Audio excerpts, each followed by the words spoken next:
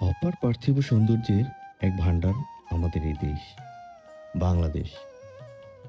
এদেশের প্রকৃতি তার বৈচিত্র্য আর শান্ত মাধুর্যে যুগে যুগে মানুষকে মুগ্ধ করে চলেছে। নদীমাতৃক এই দেশের পথঘাট, মাঠ প্রান্তর, নদী তীরে ছড়িয়ে আছে এক অপরূপ সৌন্দর্যের মায়াজাল, যেখানে প্রকৃতির কোলে ছোট্ট একটি জনপদ গড়ে উঠেছে। চারিদিকে গাছপালায় ঘেরা এই জনপদে বসবাস করে হাতে গোনা কয়েকটি পরিবার। চারপাশে সবুজ পরিবেশ যেন এক গহীন অরণ্যের অনুভূতি দেয়। পদ্মা নদীর জেগে ওঠা চরের উপর গড়ে ওঠা এই বসতিগুলোর পাশ দিয়েই বয়ে চলেছে গভীর স্রোতস্বিনী নদী। গাছগাছালির ফাঁক দিয়ে সরু মেঠো পথ এঁকে বেঁকে চলে গেছে দূর পর্যন্ত। কোথাও একটি, কোথাও দুটি ঘর, এভাবেই ছড়িয়ে ছিটিয়ে মানুষের বসতি। এই জনপদের মানুষ প্রকৃতির সাথে একাত্ম হয়ে বসবাস করে। টিন, পাটখড়ি ও ছনের তৈরি ছোট ছোট ঘরেই তাদের আশ্রয়। অধিকাংশ পরিবারই নদী ভাঙনে ক্ষতিগ্রস্ত হয়ে বিভিন্ন স্থান থেকে এসে এখানে নতুন করে জীবন গড়েছে। কেউ কেউ এখানে চাষাবাদ করার জন্য নিজ বসত বাড়ি ছেড়ে এখানে এসে গড়ে তুলেছে ক্ষণস্থায়ী বাড়ি। বিদ্যুতের ব্যবস্থা নেই বললেই চলে। সন্ধ্যা নামলেই চারপাশে নেমে আসে নিস্তব্ধ অন্ধকার। চর যেরকমই থাক, মানুষের আসলে শৌখিনতার একটা ব্যাপার, ইচ্ছা থাকলেই উপায় হয়। এই যে চরের মধ্যে কত সুন্দর করে পরিপাটি করে একটা বাড়ি করা, রঙিন টিন দিয়ে বারান্দার পিলারগুলো রঙিন রং করে করানো হয়েছে, সুন্দর পরিপাটি করে গোছানো, ছিমছাম। ওই যে জানলা দিয়ে আরেকজনকে দেখা যাচ্ছে, থামস দিচ্ছে আমাদেরকে। চলো নিয়ে গিয়ে যাই সামনের দিকে। প্রত্যেকটা বাড়িতেই দেখা যায় এরকম মাচা। এটা গরুর জোড়া, এখানে গরু খাবার দেওয়া হয়। এখানে এই যে মাচার মধ্যে সিম গাছ আছে, সিম লাগানো হয়েছে, মাচা করে দেওয়া হয়েছে, ঘরের চালে উঠায় দেওয়া হয়েছে। আর এইদিকে এই তো উঠান জুড়ে মাচা, লাউ গাছ, সুন্দর পরিবেশ। আসলে ওনারা তো যার যার বাড়ি হয়তো বা অনেকের দূরে অন্য জায়গায় বাড়ি ঘর আছে, এখানে কৃষিকাজের কারণে এত দূরে এসে তাদেরকে থাকতে হচ্ছে।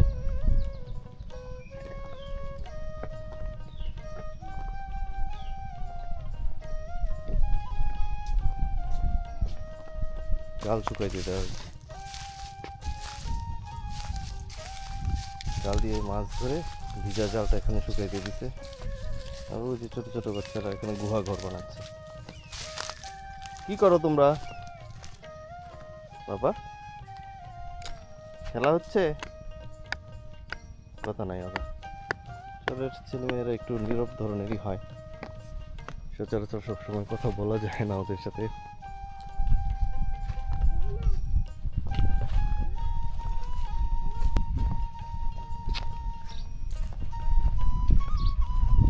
আসসালামু আলাইকুম।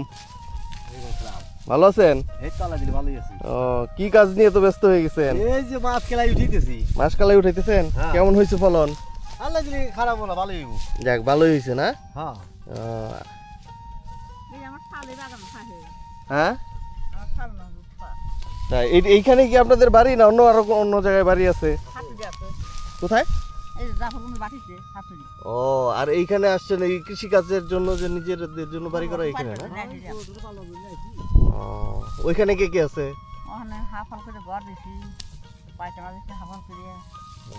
ওখানে কি ছেলে মেয়েরা থাকে? কেউ থাকে না? পাটুরিয়া? আচ্ছা, যাক ভালো হয়েছে। ক্ষেত কি কতটুকু? কাজ করে 8 বছর পর্যন্ত কাজ করতেছি বাগানে। ও, কতটুকু জমি করছেন? ওই বিঘা দুই। 2 বিঘা? 2 বিঘাতে কি কলাই চাষ করছেন? হ্যাঁ ও, একবার ওইখানে যান না ওই বাড়িতে? যাই যাই বাড়িতে মাঝে মাঝে যাই। যাক ভালো। এগুলা এই যে এখানে যে এই যে রাখতেছেন এরকম গোছা এরকমই থাকবে না? এগুলা এইখান থেকে শুকাইলে তারপর বাড়ি নিয়ে যাবেন? দুই গা তার মলম দেবো। এইখানে শুকাইলে তারপর নিয়ে মলন দিবেন না? তারপরে মলন দিয়ে, মলন কি গরু দিয়ে? গরু দিয়ে তাহলে মেশিনটা ভাঙাবো। ও, কেমন তারপরে হাতে নিয়ে যাবো। কেমন ফলন আশা করতেছেন এবার? এটা বিঘা বইতে মন তৈরি করে হয়। মন 4? 4 মন। ও, দাম কেমন পাওয়া যায়? দাম 4,000 টাকা মন 4,000 টাকা মন কলাইয়ের না? হুম ঠিক আছে কাকা, তুলতে থাকেন তাহলে, একটু সামনে থেকে আসি। হ্যাঁ, আচ্ছা আচ্ছা আচ্ছা বাহ। এই যে বাগানে দেখো আমার ছেলে আছে নাম রূপা। তাই আচ্ছা। চরে মাঝে মধ্যে সুতা আছে হাঁটতে হাঁটতে একটা শেড দেখতে পেলাম। আগ্রহী হয়ে তো এই শেডের মধ্যে আসছি যখন, এখানে একটা বিশাল বড় প্রজেক্ট হতে যাচ্ছে, তরমুজের প্রজেক্ট। আর এই শেডটা তৈরি হয়েছে প্রজেক্টের বীজতলা তৈরির জন্য। ওই যে আপনারা সামনে মাথায় দেখতে পাচ্ছেন, ওখানে এই প্রজেক্টটাকেই টেক কেয়ার করার জন্য, এখানে খামারিরা থাকার জন্য একটা নতুন টিনের ঘর উঠানো হচ্ছে। শুরুতেই বলেছিলাম এক বিস্তীর্ণ ভূমি, এখানে প্রচুর পরিমাণ জমি পতিত পড়ে আছে। তো সেই পতিত জমিতেই কেউ একজন তার মূলধন এখানে বিনিয়োগ করে একটা কৃষি খামারের তৈরির প্রচেষ্টা করতেছেন, যেই খামারে উনি উৎপাদন করার জন্য উদ্যোগী হয়েছেন তরমুজ। যেহেতু সামনে গ্রীষ্মকাল, প্রচণ্ড গরম, আর আমাদের দেশে বরাবরই তরমুজের অনেক চাহিদা। তো উনি তরমুজের পাশাপাশি অন্যান্য ফসলাদিও হয়তো বা ফলানোর চেষ্টা করবেন। এই যে ওনারা হাট থেকে কাঠ, দরজা, টিন এগুলো সরঞ্জামাতি নিয়ে যাচ্ছে ওই ঘরটা প্রস্তুত করার জন্য। ওই ঘরে ওনারা যেন বসবাস করতে পারেন, প্রয়োজন মতো ওইখানে থেকে এই খামারের রক্ষণাবেক্ষণও করতে পারেন। এখানকার প্রধান পেশা কৃষিকাজ ও গবাদি পশু পালন। প্রায় প্রতিটি বাড়িতেই গরু, ছাগল বা অন্যান্য পশু দেখা যায়। এই জনপদের মানুষগুলো প্রকৃতির সাথে যেন একাত্ম হয়ে গেছে। তাদের জীবন কঠোর পরিশ্রম, ধৈর্য আর সহনশীলতার প্রতীক। বিস্তীর্ণ চারণভূমি থাকায় পশুপালন তাদের জন্য সহজ এবং এটি তাদের আয়ের প্রধান উৎসগুলোর একটি। নদী, নালা, খাল, বিল, খোলা মাঠে ছড়িয়ে থাকা বসতি আর নদীর বাতাস, সব মিলিয়ে এক অপূর্ব পরিবেশ সৃষ্টি হয়েছে।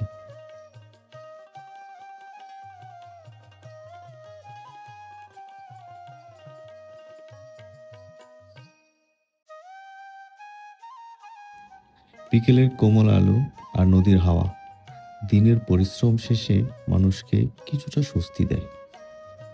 এই চরের মানুষগুলোর জীবন সংগ্রামের হলেও তাদের মুখে আছে তৃপ্তির হাসি। প্রকৃতির সাথে লড়াই করেই তারা বেঁচে থাকে, বেঁচে থাকার শক্তি খুঁজে পায়। প্রিয় বন্ধুরা, বাংলার এমন অজানা জনপদের জীবন কথা আমাদের নতুন করে ভাবতে শেখায়। প্রকৃতি আর মানুষের সহাবস্থানের এক বাস্তব প্রতিচ্ছবি এই চরাঞ্চল।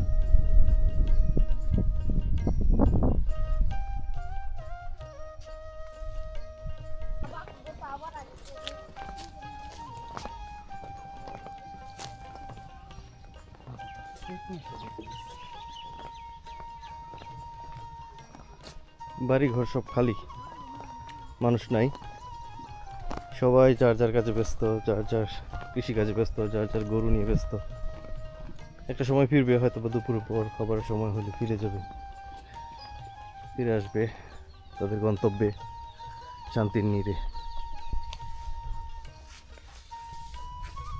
ঘোড়া চরের একমাত্র বাহন, যে বাহনে কৃষিজাত পণ্য যা কিছু উৎপাদন হচ্ছে সব কিছু ঘোড়ার গাড়িতে করেই বাজারে নেওয়া হয় বা এক জায়গাতে আরেক জায়গায় নেওয়া হয়। এই তো চরে তো আসলে গাড়ি ঘোড়া চালানো, পরিবহন করা সম্ভব না, যার কারণে ঘোড়ার গাড়িটাই একমাত্র ভরসা। এই অঞ্চলের মানুষের জীবনযাত্রা প্রকৃতি নির্ভর, আর তাই প্রতিটি বাড়িতেই দেখা মেলে গবাদি পশু। কারো বাড়িতে গরু, কারো বাড়িতে ভেড়া, ঘোড়া, সব কিছু নিয়েই তাদের জীবন।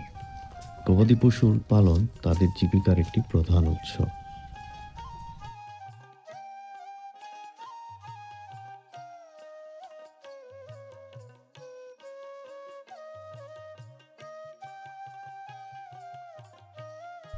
হলো ই করা লাগে, এই আপনার নামের লাইসেন্স আছে, আমি লাগাইলাম এক পাহি, হ্যাঁ, ওই আপনার লাইসেন্সে ওইটা পাঠানো লাগবে।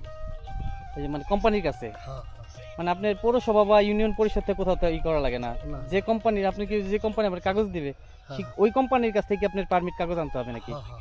আপনি যদি অন্য জায়গায় বেশি দাম পান বিক্রি করতে পারবেন না। না ও, হয়তো কি করা যাবে, আপনার কাছটা যে একটা ই আছে, আপনার 100 ডিসিমিল এটাই দেয় হুম, হুম, এক একরের। একই করে। ধরেন আমার তামু কইছে ধরেন হয়তো তারা এটা এস্টিমেট করে কিংবা 20 বিল, হুম, হুম, এটা 20 গাইড। 20 গাইড। 20 গাইড হয়েছে আমার তামু হয়ে গেছে 30 গাইড। হয়তো ওই 10 গাইড আমি আর এক জায়গা ও, বিক্রয় করি। মানে যেগুলো বেশি ওইটা বিক্রি করতে পারেন, কিন্তু তার টার্গেট আছে, ওদের তো একটা টার্গেট আছে যে ওরা তো এক পাখিতে ওই করে। কতটুকু হবে বা হ্যাঁ, হ্যাঁ, হ্যাঁ। 2 পাখিতে কতটুকু আর হবে এই যে এক পাখিতে কি সার কতটি লাগে ওরাই ওরা সিলেক্ট করে দেবে। হ্যাঁ, খরচাপাতি কি ওরা দেয় নাকি? কিছু দেয়।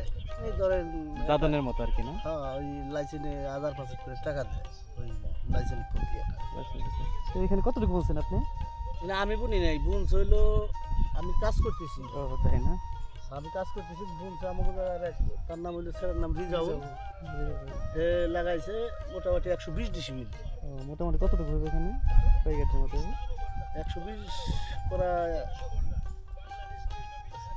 30 গাইটো 30 গাছের মতো হবে। যদি ভালো হয় যদি এরকম থাকলে পারে 30 গাইটো।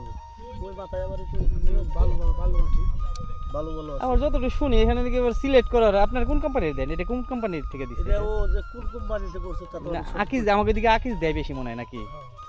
মানে আকিস তো না, এনে আছে হইলো আপনার নগদ আছে, তারপরে আরো কি কি জিনিস এরকম নাম আছে। সিগারেট কোম্পানি না, আমরা না, হচ্ছে না। সিগারেট কোম্পানি বুঝি। না এটা হলো এরকম নাম আছে নগদ, তারপরে আরো কটা নাম আছে, 5টা আছে তো, হুম, হুম, হুম, 5টা নাম আছে আলাদা আলাদা। বুঝতে পারছি। যাক ভাই, আসলে ওই যে দাদন ব্যাপারে একটু সন্দেহ ছিল তো, ওই জন্য শুনলাম। ভালো থাকবেন, হ্যাঁ? আলহামদুলিল্লাহ।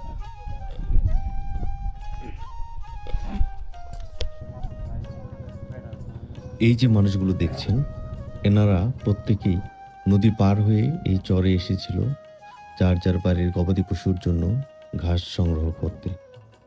সারাদিন হাড় ভাঙা পরিশ্রম, রোদে পুড়ে এই খড় নিয়ে এখন তারা ফিরে যাবে তাদের বাড়িতে। পাশাপাশি কেউ বা আসছে এই চরেরই গবাদি পশু, যার বাড়ির গরু, সেই গরুকে এই নদীতে স্নান করাতে। এই নদী কাউকে নিরাশ করে না। প্রত্যেকেই এখান থেকেই কিছু না কিছু নিয়ে ফিরছে, কিছু না কিছু অর্জন করছে। মানুষগুলো দেখুন কতটাই সহজ সরল, এখানে একে অপরের সাথে মিশে গেছে, একে অপরের সাথে গল্প গুজব করছে, জীবনের গল্প বলছে। অথচ এই যে আমরা ওনাদের সাথে কথা বলছি, ওনাদের সাথে আমাদের আজকেই এই খ্যাতেই পরিচয়। এভাবেই একজনের সাথে আরেকজনের সখ্যতা গড়ে ওঠে, পরিচয়ে গড়ে ওঠে। আর সবচেয়ে বড় কথা, এই নির্লোভ নির্ভেজাল মানুষগুলো মানবিক দিক থেকে, মনের দিক থেকে অসাধারণ। ওনাদের সাথে যখন কথা বলি, হঠাৎ পরিচয় এরকমটা মনেই হয় না। কতটা আদর, কতটা আপ্যায়ন নিয়ে ওনারা আমাদেরকে সাদরে গ্রহণ করেন। এই যে যে এখন এই যে টাকা সংগ্রহ করছে, এই লোকটা কথা বলতে পারে না, অথচ কেউ কিন্তু ওনার ভাড়াটা না দিয়ে এই খেয়া থেকে নামবে না। ও অনেক কিছু বোঝানোর চেষ্টা করছিল আমাদের, আমরাও যতটা সম্ভব বুঝতে পেরেছি। দুষ্টুমি করেছিল ওই যে পুরো কাকা, উনি বলেছিল আমি দিব না তোমাকে ভাড়া, আমি তো দিয়ে গিয়েছি। তারপরেও ওই দুষ্টুমির চলে আবার সেই তার যে দেনা তা সে ঠিকই পরিশোধ করে দিয়ে গেছে। এই তো মানুষের জীবন, হাসি কান্না দুষ্টুমি, একে অপরের উপর নির্ভরশীলতা। এভাবেই এগিয়ে যাব আমরা, এভাবেই আমাদের জীবন চলবে অনন্তকাল। যতদিন রবে পদ্মা মেঘনা গৌরী, ততদিন নদীমাতৃক এই দেশ হয়ে রবে সোনার বাংলা। নদীর সাথে বাংলার সম্পর্ক শুধু ভৌগোলিক নয়, এটি ইতিহাস, সংস্কৃতি আর জীবনের গভীরতম বন্ধন। এই ভূখণ্ডের জন্মই যেন নদীর বুকে, নদীর জলে, নদীর প্রবাহে। নদী এখানে শুধু জলধারা নয়, এটি জীবনের উৎস, জীবিকার আশ্রয় আর প্রকৃতির অমলিন সৌন্দর্যের প্রতীক। আজকের মতো এখানেই বিদায় নিচ্ছি, আবার দেখা হবে অন্য কোনো জনপদের গল্প নিয়ে। সবাই ভালো থাকুন, সুস্থ থাকুন, আল্লাহ হাফেজ।